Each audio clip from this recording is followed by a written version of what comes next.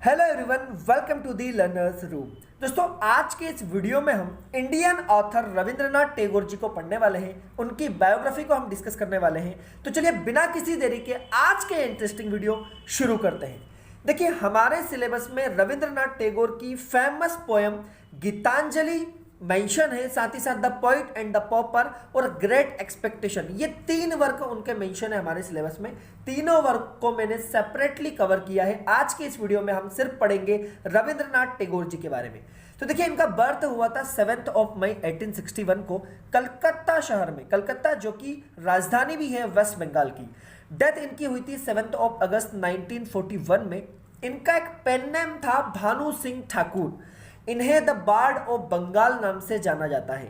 इन्हें एक टाइटल भी दिया गया, गुरुदेव का टाइटल। अब आप मुझे बताओगे कमेंट सेक्शन में कि इन्हें गुरुदेव किसने कहा था पहली बार। देखिए, रविंद्रनाथ टैगोर ने हर जेनर में लिखा है, यानी कि ये एक पोइट भी रहे हैं, short story writer, song composer, play writer, essayist, musician and artist. ये सारे के सारे जेनर में इन्होंने लिखा है। And he became the first non-European to receive the Nobel Prize for Literature. इन्हें 1913 में इनकी famous poetry the Gitanjali basically collection of poems है, तो उसके लिए इनको 1913 में नोबेल प्राइज दिया गया। लेकिन इन्होंने ब्रिटिशर्स की पॉलिसीज के चलते उस नोबेल प्राइज को रिटर्न करने के लिए कह दिया था। He was the youngest son of Debendranath Tagore. Debendranath Tagore जो कि ब्रह्मो समाज के one of the founding member थे, है ना, उनके ये जो है कि यंगेस्ट बेटे थे। रविंद्रनाथ टैगोर वो Nobel prize in literature in 1913 and Rabindranath was the first Indian, ये फर्स्ट इंडियन और साथ ही साथ फर्स्ट नॉन यूरोपियन पर्सन रहे हैं जिन्हें नोबेल प्राइज से नवाजा गया है। British crowned Rabindranath Tagore with the night title in 1915। Basically जो इंग्लैंड के उस वक्त के राजा थे, उन्होंने रविंद्रनाथ टैगोर को नाइटहुड का टाइटल बेसिकली उस समय पर हमारे बड़े बड़े लीडर्स को दिया जाता था उनके अलग अलग वर्क्स के लिए।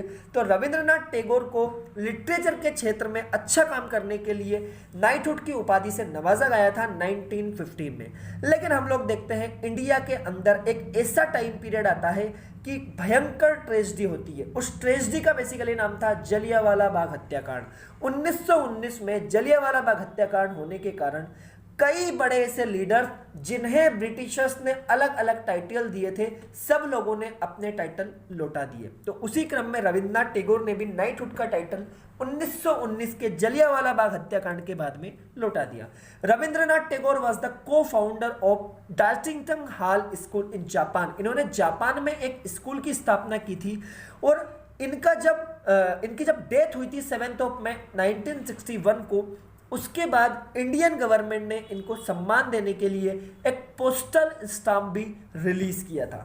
दोस्तों, आप सभी को पता है he became the first non European to win a Nobel literature prize in 1913। Tagore inspired 3 national anthem. ये एक एडिशनल इंफॉर्मेशन आपको ध्यान रखना है।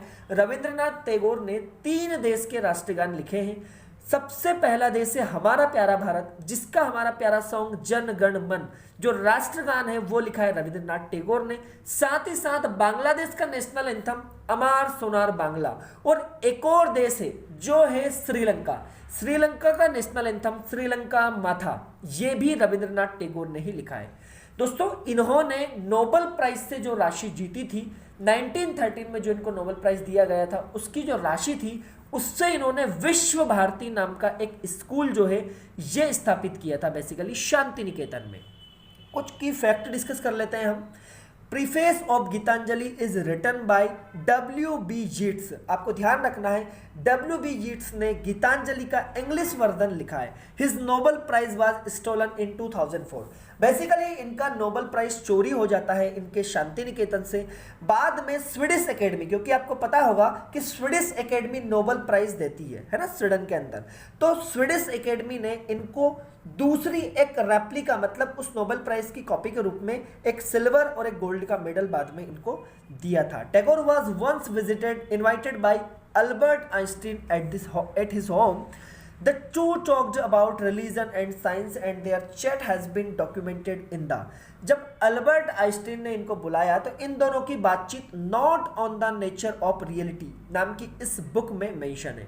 Tagore wrote novel, short story, poem, essay, verse, drama, song, and a lot of stuff. He believes to have worked on almost all kind of genre. King George fifth ने इनको 1915 में knighthood का title दिया था, लेकिन इन्होंने 1919 में उस टाइटल को लौटा दिया। Rabindranath Tagore was the son of Debendranath Tagore, the person who played a great role in influencing the Bengali renaissance. Renaissance मतलब होता है पुनर्जागरण, यानी कि बंगाल की जो कृतियां हैं, लाइक बंगाल का लिटरेचर, बंगाल का म्यूजिक, बंगाल का थिएटर, बंगाल का आर्ट, इन सभी को फेमस किया है हमारे प्यारे रविंद्रनाथ टैगोर ने। तो ये थी दोस्तों रविंद्रनाथ टैगोर जी के बारे में कुछ की फैक्ट की जानकारी। अब हम डिस्कस करेंगे उनके कुछ पोइट्री को। देखिए रविंद्रनाथ टैगोर जी की जो फेमस पोयम है, फेमस पोइट्री है, वो है मानसी, सोनार तारी, गीतांजलि, गीतमाल्य और बालका। इन सभी को ट्रांसलेट किया गया है इंग्लिश में, और इनका ट्रांसलेट किया हुआ जो टाइटल है वो है बेसिकली जो भानुसीमा है उसका टाइटल है सॉन्ग ऑफ भानुसीमा ठाकुर। मानसी का है द आइडियल वन। सोनार तारी जो कि पब्लिश हुई 1894 में द गोल्डन बोट नाम से। गीतांजलि का तो आप सभी को पता है song of RIMS which was published in 1910। गीतमाल्य जो है व्रथ ऑफ सॉन्ग 1914, और बालक जो है द फिगर ऑफ क्रेन्स 1916। इनके कुछ ड्रामास है जो इन्होंने लिखे थे, जो एक अलग इंग्लिश टाइटल से पब्लिश हुए थे। देखिए पहला, ये कुछ फेमस ड्रामा मैंने यहां पर लिए। पहला है वाल्मीकि प्रतिभा, द जीनियस ऑफ वाल्मीकि। दूसरा है काल मृगया, द फटल हंट। मयर खेला, द प्लेस ऑफ इल्यूजन। विसर्जन, द सैक्रिफाइस। चित्रांगदा बहुत ही फेमस ड्रामा है ये, जो 1892 में आया था। Raja, the king of dark chamber 1910। Dakghar, the post office. Achalayatan, the immovable. Muktadhara, the waterfall.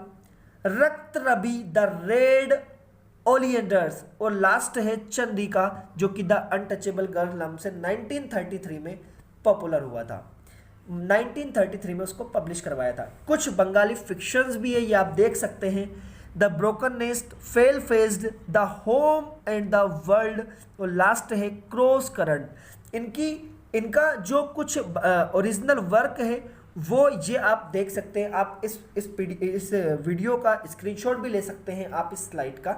तो ये थी रविंद्रनाथ टैगोर जी के बारे में जानकारी। दोस्तों मैं आपको बता दूं, इंग्लिश लिटरेचर के कंप्लीट नोट्स अवेलेबल है ओनली इन 299, जिसमें आपको इंग्लिश लिटरेचर के सारे नोट्स दिए जाएंगे।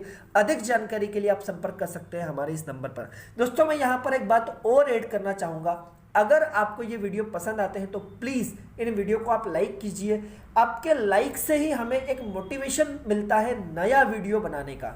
और अगर आप चाहते हैं कि आप इसी वर्ष एक शिक्षक के रूप में अपनी एक सीट पक्की कर लें, तो आप परचेज कर सकते हैं ये नोट्स, जो कि पूरा सिलेबस को ध्यान में रखते हुए बनाए गए हैं। ज़्यादा जानकारी के लिए आप इन नंबर पर संपर्क कर सकते हैं। चलिए मिलते हैं एक नए वीडियो में, तब तक ख्याल रखिए अपना।